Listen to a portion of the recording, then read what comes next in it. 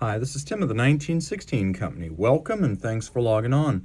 If you love this watch, email me, Team Mosso at the1916company.com for purchase pricing and availability questions concerning this watch.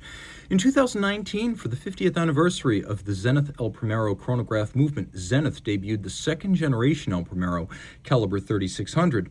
And this, in 250 pieces, in grade 5 titanium and ceramic, is the Zenith Chronomaster 2, celebrating the arrival of the new El Primero movement.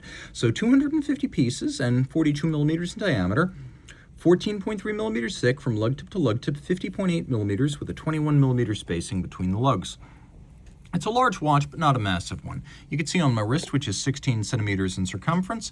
It's a big look, but it fits well. It's a stylish watch that has a lot of presence, so the fact that it's a little bit large actually seems in character. It's designed to be a very visible platform for the new movement, and thus the dial is primarily open. You can see from lug to lug, it's within the bounds of my wrist, but we're at the limits of what's possible here. So my wrist is 16 centimeters circumference. If your wrist is my size or larger, game on, you can wear this.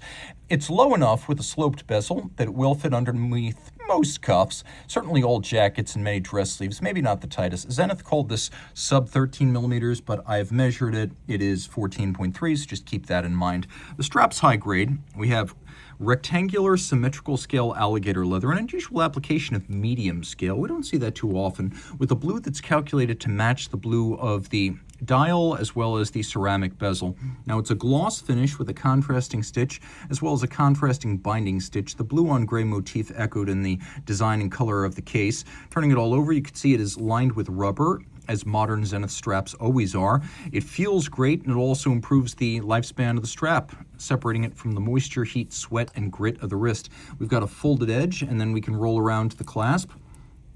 The clasp here is a double fold twin trigger release. You can see features a double folding action, ceramic pin snaps internally, so over time these steel, and I believe this is a steel clasp on a titanium watch, it cannot aggress against that ceramic pin snap, so that's why that snap is there. Now you see we have a twin trigger release system here so that you can decide when this opens. It's not going to fly open, it's not snap shut or friction fit, you must press both. We've got a Zenith star, a little bit of satin polish, and then a sufficient amount of retention for this sports style watch, which also has 100-meter water resistance, automatic winding, and no shortage of luminescence. So this is a sports watch, but it's also designed to be an all-arounder. Zenith star on the crown. You can see we have polished bevels. We have the distinctive Chronomaster case brushed in profile, as well as on the lug hoods, and between the lugs we have these polished bevels, squared off ends. And taking a look on the underside, Zenith's signature kerf for digging your nail in under the crown is present and correct. Limited edition, individually numbered, 250 pieces.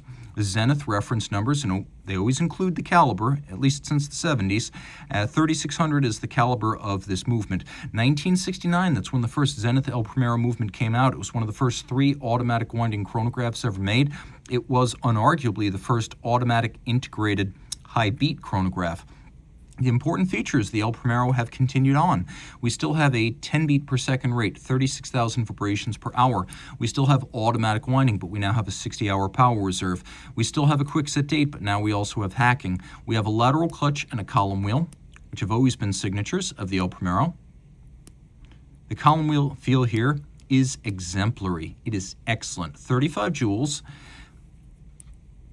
Taking a look, I don't know how well you can see it, but we have a silicone escapement here. You can't see it, but it's unlubricated, low friction, and anti-magnetic. It improves the overall performance of the watch. So the 60-hour power reserve is an upgrade over the previous El Primeros, which were 50. Also, the ability to pull the crown and hack the thing, set it to a second, that is a new feature. We have a quick set date. You can see a fully visible date disc that runs around the dial. We also have the striking 10th complication that first bowed in 2010. So because the Zenith El Primero allows you to read 1/10 of a second, 10 beats per second, 1/10 of a second, but it's relatively hard to see on tiny scales, this striking 10th creates a foudroyant seconds hand that makes one circuit of the dial, so 360 degrees of angular displacement every 10 seconds.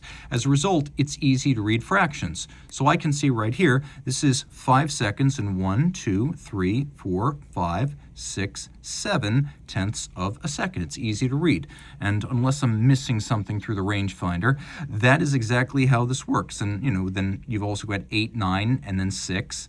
6.1, 6.2, 6.3. It's a very simple and intuitive system that allows you to make the most of the high beat rate of the El Primero. Now, we also have here the triple overlapping registers in 3 different tones. That's a heritage Zenith element dating back to 1969.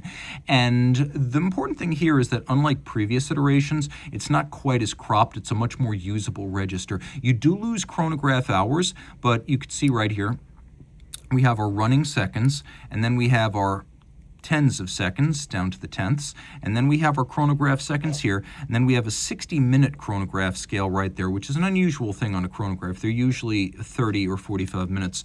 The movement's large enough to fill this case so it doesn't look lost inside the canister. Again, 100 meters water resistance. This is a very versatile watch, and the movement all grayscale, media blast, polished satination. It's a great looking caliber with both polished and blued screws.